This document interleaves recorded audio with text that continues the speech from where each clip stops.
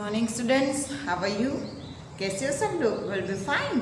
Yes, very good. सब लोग अच्छे होंगे और घर पे मज़े कर रहे होंगे। यस, सारे बच्चे बहुत ब्रिलियंट और ब्रेव हैं। सारे बच्चों को अच्छे से हिंदी भी आती है और सब्जेक्ट भी आते हैं, राइट।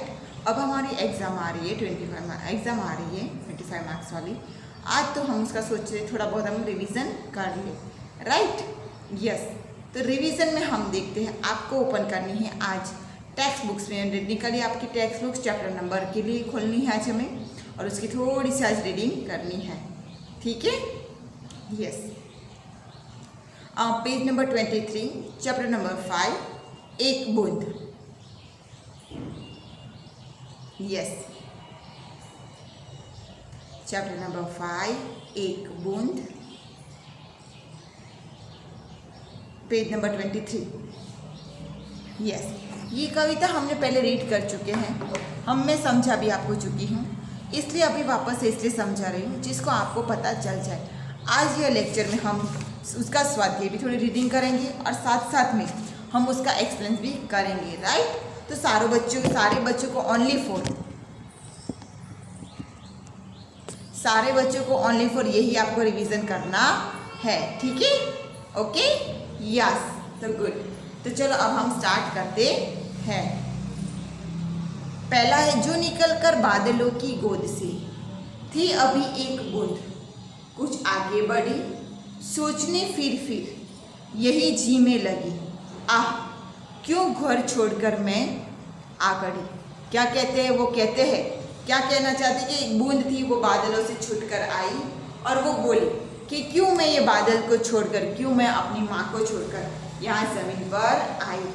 क्योंकि हम जानते हैं, ये स्टोरी मैं आपको ऐसे रीड करते और छोटी सी स्टोरी बनाकर आपको आज सुनाती हूँ, जिसकी वजह से सारे बच्चों को अच्छे से ये स्टोरी रीड हो जाएगी और याद भी रह जाएगा, राइट। यस, तो अब हम स्टार्ट करते हैं। क्या कहते? एक बूंद थी, पानी की एक बूंद ऐसी थी जो कहती थी कि मुझे बादलों से छूटकर ज़मीन पर क्यों लाया गया। क्या कहते हैं? मुझे बादलों से छोड़कर ज़मीन पर क्यों आना पड़ा। अगर मैं बादलों में रहती तो कितना अच्छा होता, पर हम सब लोग जानते हैं कि बादलों में हमें रहना नहीं होता, बूंद को ज़मीन पर आना ही पड़ता है, राइट। तो ही बारिश होती है। यस, वैसे ही यहाँ पर यही बात कही गई है। और कहते कि मुझे मेरा घर छोड़कर आना पड़ा है, यानी कि उनके आज घर छोड़कर उन्हें आना पड़ा है बूंद को। फिर ये सोचती है, फिर भगवान से प्रार्थना करती है और भगवान से पूछती है। भगवान से वो क्या पूछती है? वो पूछती है भगवान से कि मेरे भाग्य में तुमने क्या लिख दिया है, मेरे भाग्य में तुमने क्या लिख दिया है, वो मुझे आज आप बताओ। यानी कि मुझे वो समझना है, मुझे जानना है कि मेरे भाग्य में आपने क्या लिखा है और क्या आप मुझे कहना चाहते हो। और फिर वो कहती भी है साथ साथ में कि आज मुझे मेरा घर छोड़ना पड़ा है, आज मुझे मेरा घर, बादलों वाला घर मुझे छोड़ना पड़ा है और छोड़कर मैं ज़मीन पर आई हूँ, तो मैं बचूंगी या मर जाऊंगी, यानी कि मैं बचूंगी या नहीं जिंदा रहूंगी, यानी कि मैं धूल में मिल जाऊंगी। आपको पता है कि पानी अगर धूल में मिल जाता है तो वो पानी नहीं रहता, यानी कि वो ज़मीन में सूख जाता है। उसकी वजह से हम लोग यह कह सकते हैं, इसी वजह से बूंद ने यही कहा कि मैं बचूंगी या मिलूंगी धूल में, या जलूंगी फिर अंगारे पर किसी, या चू पड़ूंगी या कमल के फूल में। क्या कहते हैं? या मैं जल जाऊंगी, यानी कि बादल बूंद सोचती है अगर मैं ज़मीन पर आई हूँ तो मैं बादलों में गिर गई, बादलों से आई हूँ, अगर ज़मीन में मिल गई तो मैं सूख जाऊंगी, अगर मैं अंगारों पर गिरी तो मैं जल जाऊंगी। आप जानते हो कि ज़मीन पर अंगारे यानी कि बूंद जो होती है वो आग पर या उस पर गिरती है तो क्या होता है? वो जलने लगता है, यानी कि पानी सूख जाता है तुरंत ही। तो वो सोच रही है, फिर वो साथ में ये भी सोच रही है, अगर वो सोचती है कि अगर वो यूँ पड़ेगी कमल के फूल में तो कमल पे फूल पर गिरेगी तो अच्छा ही रहता है उनके लिए, क्योंकि वो फूल पर थी, उसकी वजह से, राइट। फिर वो भी सोचती है कि कई बार काल पर एक ऐसी हवा आई, यानी कि ऐसी कौन सा काल था, वो कौन सा समय था कि उस टाइम पर ऐसी हवा चली कि मुझे समंदर की ओर आई, अनामी जैसी लगी, यानी कि जो समुद्र हवा कैसी आती है, फास्ट आई थी और ऐसी हवा आई। ओके, एक बूंद जो थी वो ऐसी गिरी जमीन से, ऊपर से आकाश में थी कि सीधी आकर शिप में गिर गई। यानी कि एक छोटा जो शिप होता है वो, जिसके अंदर मोती होता है, आपने शिप देखा होगा, पानी में मिलता दिखता है आपको, वो शिप में वो आ गिरी। यानी कि मुंह उसका खुला था तो ही गिरती, वरना वो तो जमीन पर चल जाती या फिर वापस पानी में मिल जाती, नदी तालाब समुंदर उसमें वापस मिल जाती। तो वो ऐसा सोचती है, अगर वो ऊपर से गिरी और शिप में गिरी, यानी कि जो शिप होता है उसमें वो गिरी, और गिरी तो क्या बन गई, वो गिरी तो वो क्या बन गई, मोती। क्या बन गई, मोती। फिर वो सोचने के लो, यूं ही मैं झिझमिलाने सोचती थी, यानी कि क्या सोचे, वो यूं ही सोचने लगी थी कि मेरा क्या होगा, मैं कैसे रहूँगी, मैं जीऊँगी मरूँगी, अंगारों पर गिरूँगी। वैसे तब उसको छोड़ना पड़ता है, क्योंकि सबको घर छोड़ना पड़ता है। घर को छोड़ना अक्सर उन्हें बूंद लोगों को कुछ और ही देता है, यानी कि कुछ बूंदें जो अगर ऐसे छोड़ती है तो कोई बूंद ऐसी होती है जिसके अंदर उसको ज़मीन पर गिरना पड़ता है, कुछ बूंदें ऐसी होती है जिसके अंगारों पर भी गिरना पड़ता है, और कुछ बूंद ऐसी है जिसको शिप में मोती भी बना देता है। यानी कि हर के भाग्य में, हर किसी के भाग्य में कुछ ना कुछ लिखा होता है। क्या लिखा होता है वो हमें नहीं पता है, बट उसका नसीब उसको कहीं ना कहीं ले जाता है। राइट, तो ये थी आज की हमारी कविता। आगे हम देखते हैं चैप्टर नंबर, इसमें देखो 24 नंबर पेज पर आप टर्न आउट करो। यस, उसके हम थोड़े से क्वेश्चन आंसर वो हम देख लेते एक बार रिवीजन की ओर से। राइट, आज लिखना नहीं है, ओनली फॉर समझना है। बादलों से निकलकर आगे बढ़ती बूंद क्यों झिझक रही थी? क्वेश्चन नंबर, प्रश्न नंबर 2 में सोचिए और बताइए कि बादलों से निकलकर आगे बढ़ती बूंद क्यों झिझक रही थी?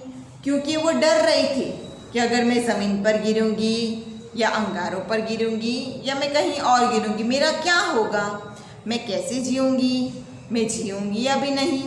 वो सोचकर ही वो ऐसे ही वो डर रही थी, यानी कि वो झिझक रही थी। वो सोच रही थी कि मेरे भाग्य में भगवान ने, देव ने क्या लिखा है, मेरे भाग्य में भगवान ने क्या लिखा है, जिसकी वजह से वो इतना बहुत ज़्यादा सोच रही थी।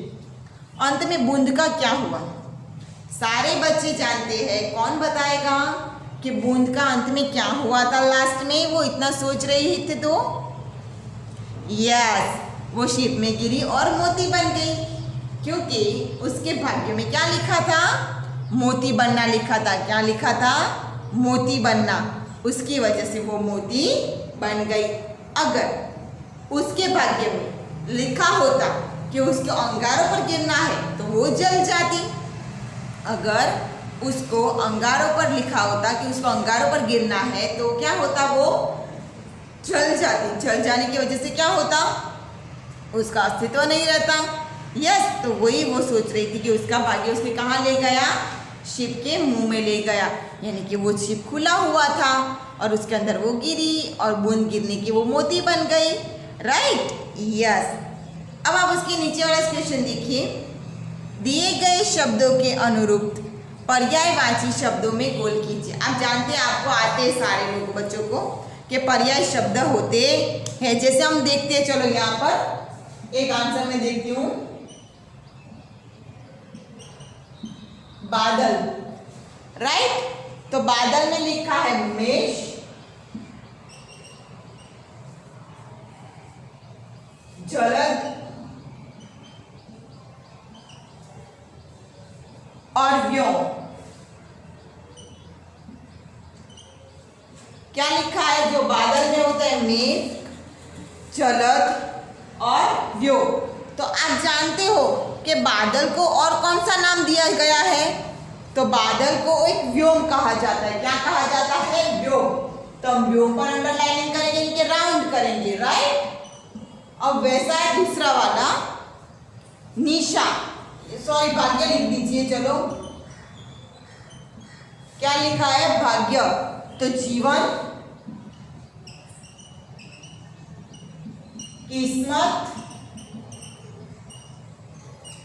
राइट। क्या लिखा है? जीवन, किस्मत और तकदीर।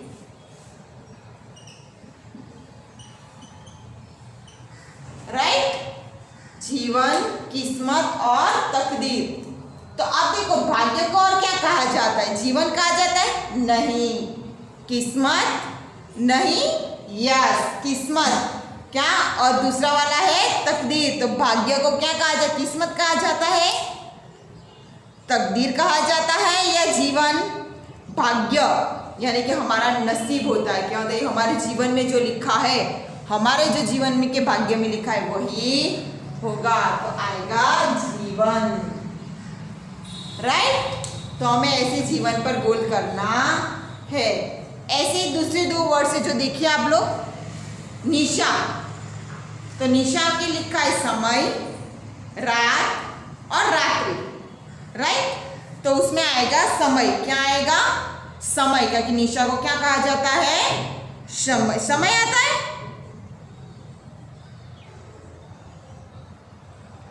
रात, हाँ, समय, टाइमिंग।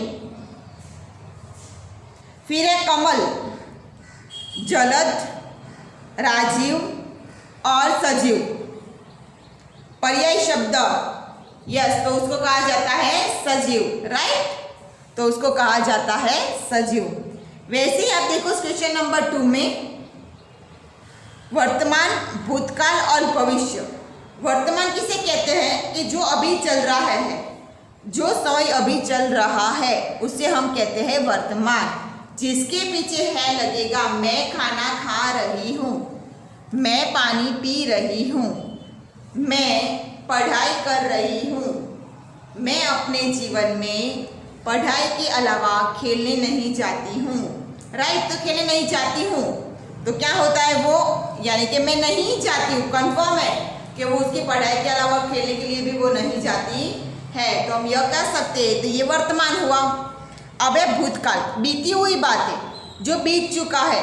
हम कैसे है ना, हमने पढ़ाई कर ली है, हमने पढ़ाई कर ली है। राइट। तो हम ये कह सकते हैं कि हमने पढ़ाई अभी नहीं की है, मैंने पहले कर ली है, अभी मैं पढ़ाई नहीं कर रही हूँ।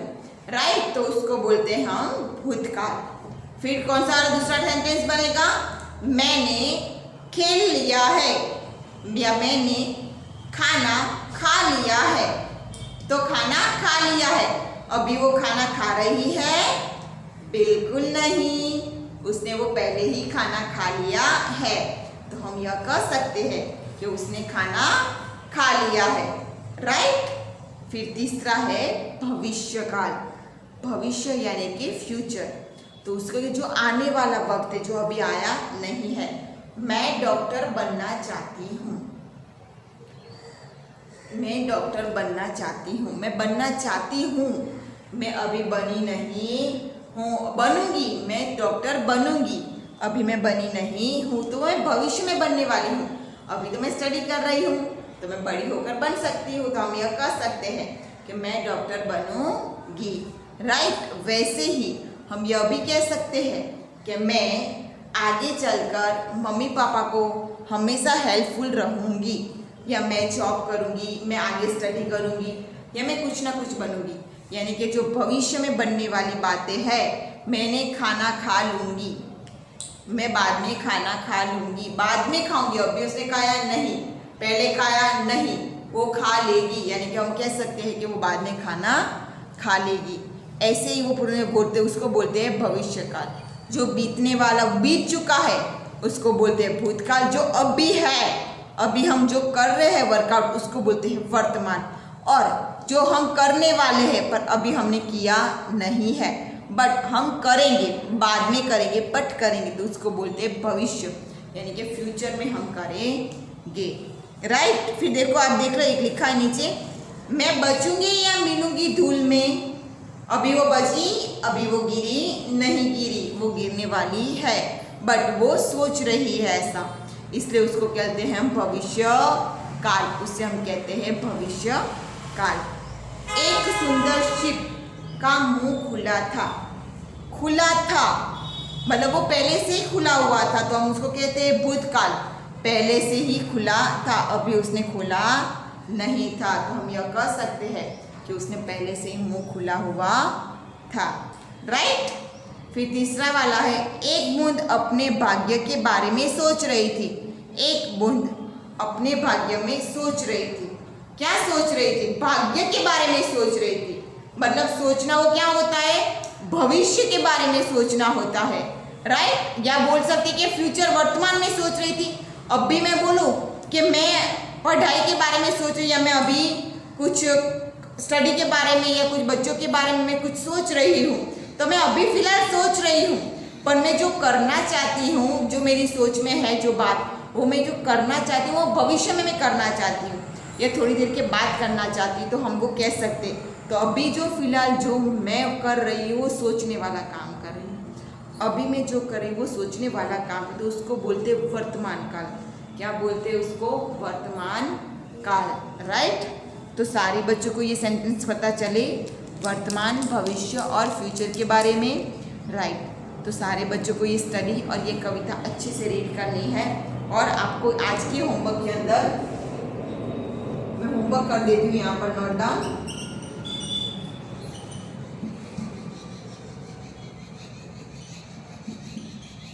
कार्य 5 के प्रश्न 5 का अभ्यास का प्रश्न 1, 2 और 3। राइट। 1, 2 और 3 1 टाइम लिखना है। राइट। आप फटाफट से नोट डाउन कर दो। होमवर्क ये आपका। आज मैंने जो रिवीजन करवाया वो अच्छे से रीड करना और सुनना। राइट। तो आपको ये आ जाएगा, कविता भी आपको आ जाएगी, ये भी आ जाएगा।